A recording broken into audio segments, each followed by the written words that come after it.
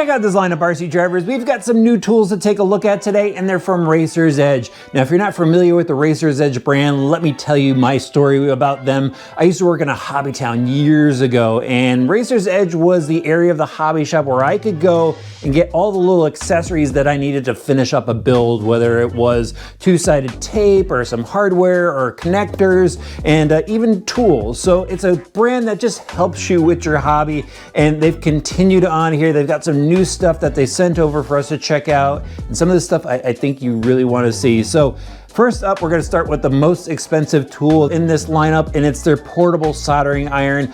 They basically worked with, I believe it's Secure Irons. I don't know if I got the name right, but anyway, it's an iron that Racer's Edge now offers through their brand, and this is a full starter kit to get you going. It's a portable starter kit, so if you need to take it out in the field and use it there, it's possible. So it's a pretty neat setup. It's a very compact iron, comes disassembled, so you're gonna have to put it together.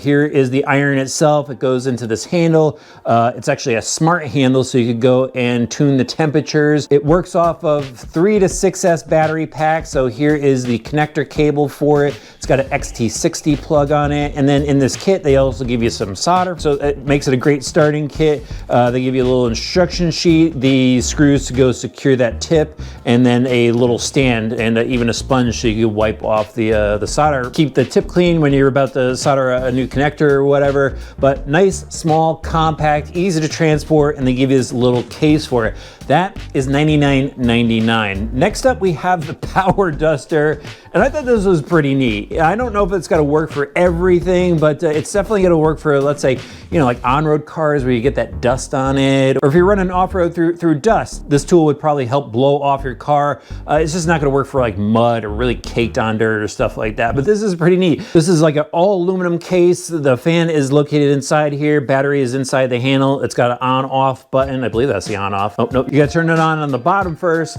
and it's got some lights to let you know how much power you have selected, and then you just hit the button here, and it blows the air out. And they even have this nozzle, so it's a bit more concentrated, gives it a bit more force.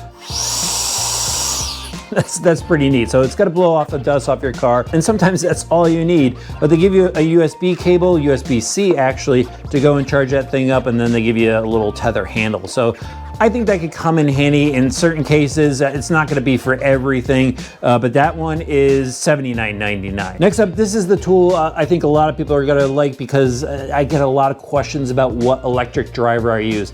And to be honest, I mostly use a Makita driver. However, that one has been discontinued, and if you find it, it's anywhere from like $200 to $250. And this one is a lot less. This is $60, and they give you 4 tips with it. They give you the charge cable. It's a 3.6 volt driver. I think it was like 250 RPM, 180 RPM. So it's a little on the slower side compared to what I use.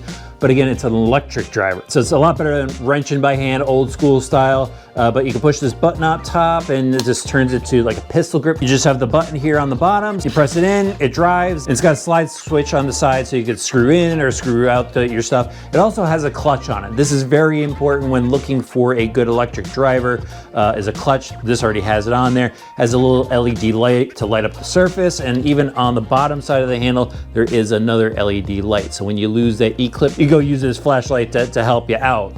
Okay, finally, I got a little bonus to show you guys. Back to the whole connectors thing. They do have some newer adapter cables, and some of these are gonna come in handy. Actually, this one, so this is an XT60 to XT90. And if you're gonna use a 6S battery pack to go and power up, like let's say this soldering iron, you're probably gonna need this as well. But this comes in handy in a lot of applications. They got XT connectors to Tamiya, XT connectors to XC connectors, XT60 to EC3.